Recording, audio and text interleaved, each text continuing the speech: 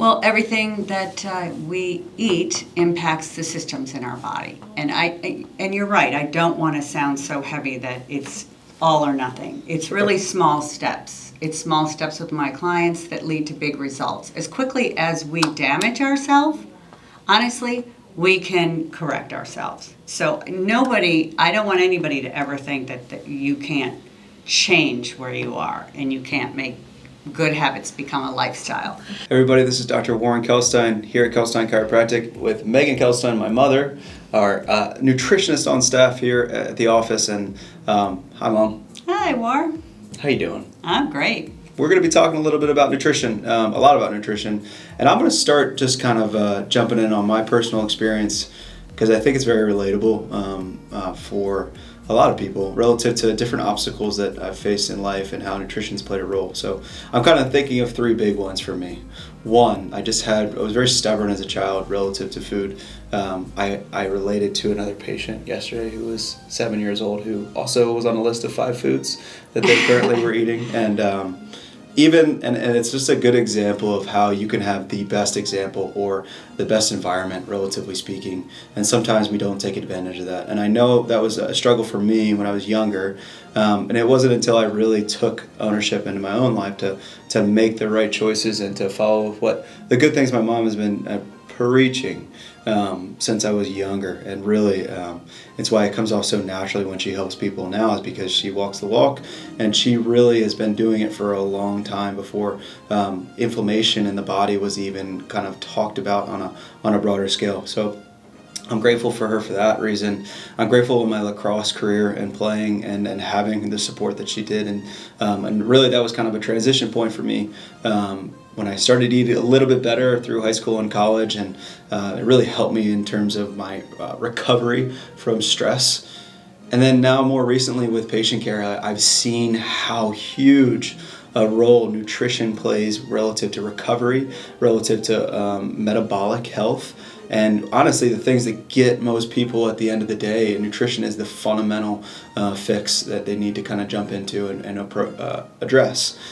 We are very symptom focused as a society. I'm sure you see that all the time. Yes. And one of the key pillars relative in my experience with getting people out of pain is really approaching it through nutrition. So my mom has been preaching since day one, telling me, just like speaking to positivity towards me relative to my mindset and really as well to food. So I'm super grateful for her because that comes through every time I see people. So I'll just start by kind of giving you a little bit of a background on how impactful this person next to me has been in my experience in life with obstacles, whether it was getting through Lyme disease twice and really recovering strongly from that, or whether it's just imparting words upon patients to get them into the right mindset to really heal, right?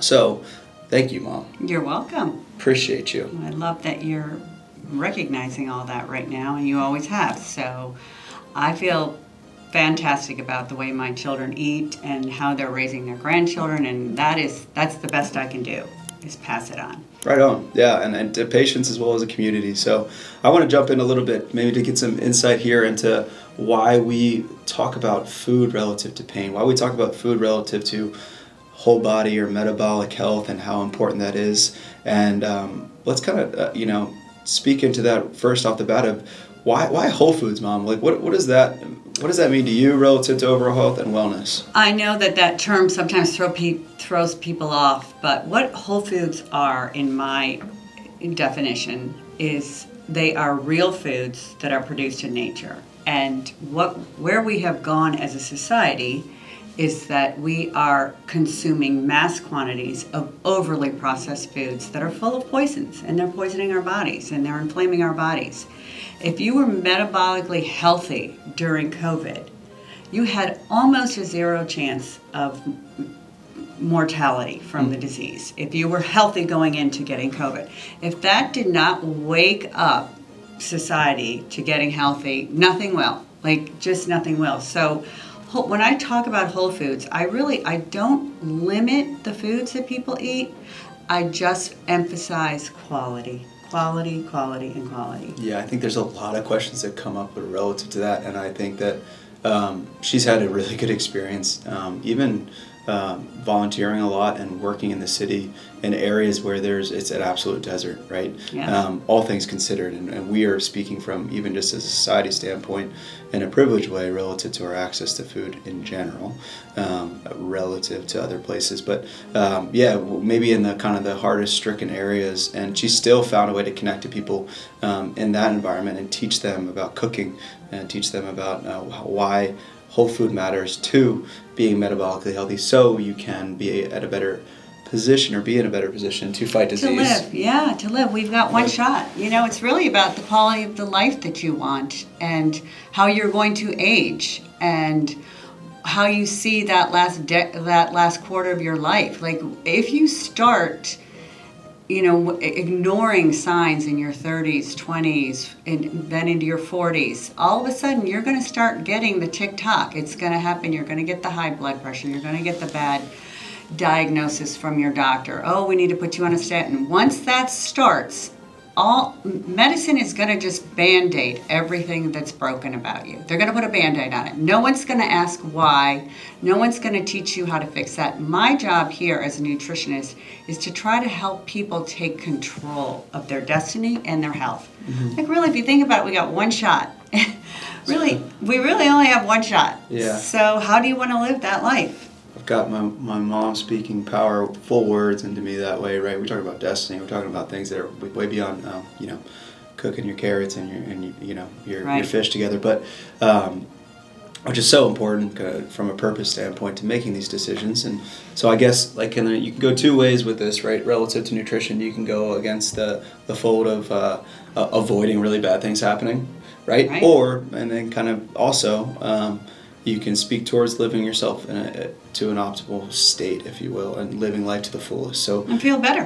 Why does food do that for you, Mom, or how do you see that playing out in people's lives? Well, I think when you eat well, you just feel better. When you control your weight, which is a comfortable weight for yourself, I mean, that's different for every single person. I definitely work with individual nutrition with people. When you feel better and your joints feel better, when you don't have a lot of weight on your joints, you move better. The things that you enjoy in life, whether it's taking a walk with your grandchildren, whether it's playing tennis with your son or your spouse, whether it's swinging a golf club to the full extent, whatever your joy is, it's going to work. It's going to feel better if you are physically able and if you're eating foods to enable you to do those joys in your life. So that's one thing. But it's also just controlling the slippery slope of starting medicine and starting an unhealthy life. Do you want to end up in a wheelchair? Do you want to end up, for the last quarter of your life being taken care of? Or do you want to take care of yourself? Really? Do you want to take care of yourself? Yeah, and I think that these are heavy questions for a lot of people relative to where they are in their life and circumstances that they have, and sometimes that can be maybe a feeling of overwhelming them to take action. So if I won't want to speak to that because I can't ignore it in my mind.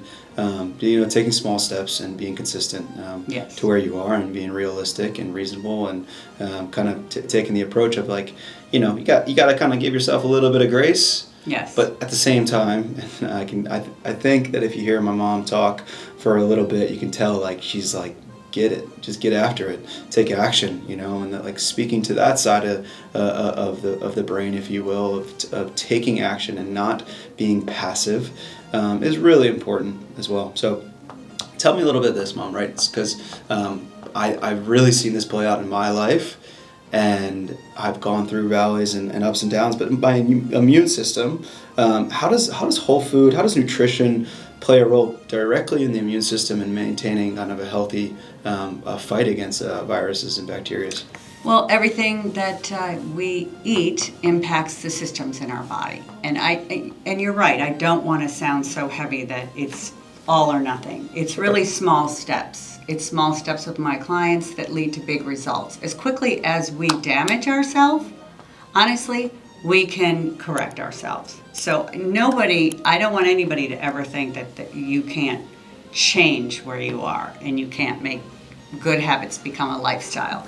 So that being said, your immune system, I think I speak for myself, I've always tried to eat to boost my immune system. And sleep, but it's not just food, it's how you handle your stress, it's your exercise, it's your sleep, it's your diet. All of those lifestyle factors go into your immune system. Yeah. So any given lifestyle factor is going to have an impact on your immune system. Most importantly are the foods that you eat, your nutrients that you're getting, that you're absorbing, just to boost your body. Think about your vitamin C, your zinc, all the vitamins that they were saying to boost your immune system during the COVID shutdown. That should not go away now that COVID went away. We should still eat that. Yeah, right. And I know. Yeah. COVID's not gone, right? Relative to, and it's viruses not gone, right. Stick around for a little bit. So staying focused on your immune system through good vitamin and nutrient and micronutrient support is huge. And then I think one of the smartest people that I've come across in my career is a man by the name of Dr. Kettner, who studied pain a lot at Logan University, and he would do studies with Harvard and really study. Acupuncture was part of his focus, but more so how stimulating different parts of the body affects the brain from a functional MRI standpoint. So, but coming back to him, he said that in the future is understanding how systems overlap each other, right? How the brain affects the immune system, how it affects your cardiovascular system, has a play in joint health, etc. So, understanding how all these things are naturally have this synergistic effect. When things go wrong, how we can harness the power of other systems to affect us whole body, right? And so, I think, in an essence, here at the office, we try to do that through pain management and chiropractic and functional improvement and movement through fitness, through nutrition with my mom and people that need that. And I think a lot of us need it in a certain sense, and just having that mindset to reach out to those resources, or just to apply ourselves day to day and making that a priority. And then mental health, like you kind of caught with Marissa, and the last time we had an interview with another family member that's keeping me in line. So I appreciate kind of this approach and full body approach of understanding. It's not just one thing, little steps, but understanding how everything impacts it. It just gives you like a sense of awe and wonder of like how powerful we are relative to dealing with a problem that we might be facing, or improving our life and living life fully. You got a lot of great potential within us. So one of the questions that I have for you, Mom, is to understand kind of in your experience and coming into the office, and now that how long you been coming in? Oh my gosh, I think it's like 7-8 years. Okay. It's been a while. Yeah, and so in the last 8 years, started out in a small office. Now I got the big one. Mm-hmm. There we go. Yeah, there we go. Got the quote on the wall. Got my quote on the wall. There we go. We got some pictures of fruit and vegetables on the wall. And they were there, yeah. There we go. Now we're here now. Yes. So how do you see it impacting people in our community, like the Kalkstein Chiropractic community? How has nutrition positively impacted them? Oh, it's been so rewarding. Honestly, so rewarding. I'll go through the lobby downstairs, because I'm upstairs now with other modalities that are up here. And just patients will say, I'll just be walking through, that 16-hour intermittent fast changed my life. I've lost 30 pounds. Or someone else will say that I turned their life around because they were misinformed on what diet to go on for high cholesterol. They were drinking too much sugar drinks via orange juice, and going with high grains instead of protein, and I switched that around, and they lost the weight and their numbers went down. So it's so rewarding to see, first of all, what the doctors do downstairs by getting people's bodies back in working order, and then how I can complement that with helping them with their lifestyle goals. It's been amazing, and a lot of collaboration with us. I get some of my clients just walk in from referrals, but others are coming straight from the chiropractic adjusting room. Yeah, so it's really amazing. To understand is the model downstairs. We have an in-body machine, so it measures body mass composition. We have a floor where it's dedicated towards exercises and programming for whether it's not always losing weight per se, but definitely getting in shape around a problem area is more often the case. But of course, that's such a common topic that we bring up. And then, relatively speaking, if the goal is to really understand nutrition a little bit better, and if people are seeking that out, we definitely have a process where they can come up and see Megan. So it's been, you get to see it in those one or two encounters that you get when you come downstairs, and I think that you don't understand how much an impact that you have on the community when you get to touch base with them. It's like having like the best coach in the corner alongside of me trying to take care of somebody to really get some good results. So I highly recommend it, especially if you're just got some great goals in front of you. It doesn't have to be losing weight. It could be really, right. For me, it's been huge in the last. I lost 7 pounds of fat and I gained 9 pounds of muscle, and I've changed in the last 3 months with some really simple tips that I've gotten from my mom. I feel so much better too. And I thought I was actually feeling pretty good, right? And so I'm grateful for that personally, and I know I see it with patients. So optimal living, that's what we're going for. Let's go. Performance care. Let's go. All right, I digress a little bit. So let's talk a little bit about something that I can work on, Mom. Another thing I can work on is hydration. How do you see hydration play out with your patients? And I see it, like, maybe I'll get a hot topic, like we see LMNT and all these, and we use Catalyte for electrolytes. We see a lot of products that are heavy in sodium. How do I kind of mitigate through kind of the choices that we have there? 2 points. First of all, the sodium problem is mainly coming from processed foods. If we are eating a whole foods diet, salt no longer becomes a problem. I actually tell people to salt their foods because they're making it fresh. The high sodium levels have always come from ultra-processed foods that's in someone's diet. So when I start to take that out, sodium no longer becomes an issue.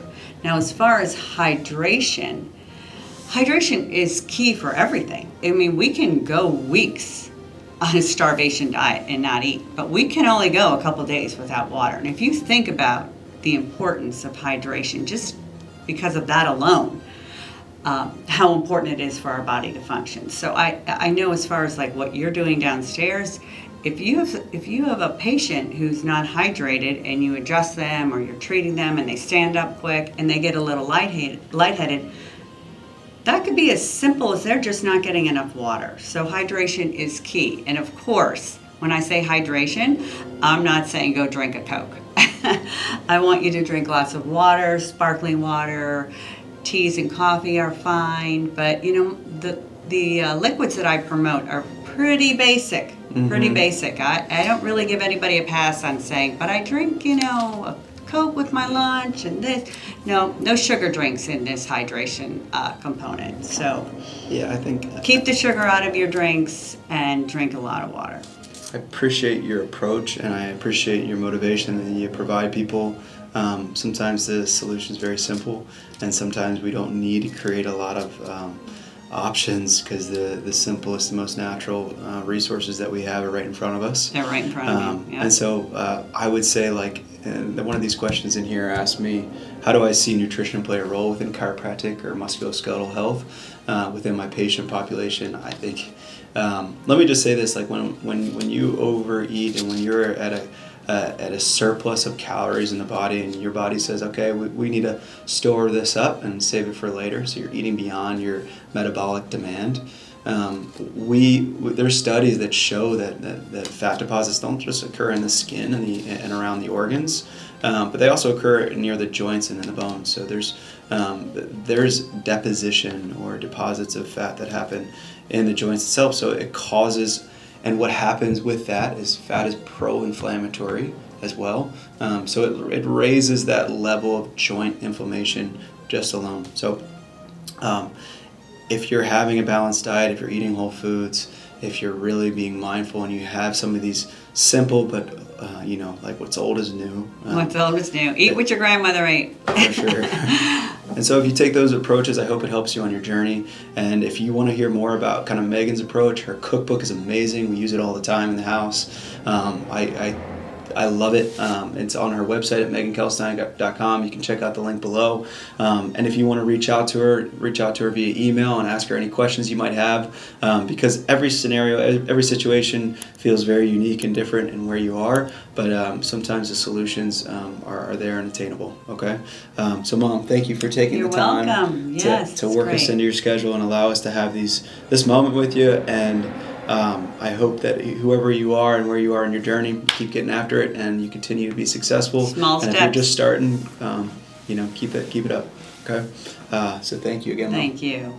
Thanks for watching, everybody.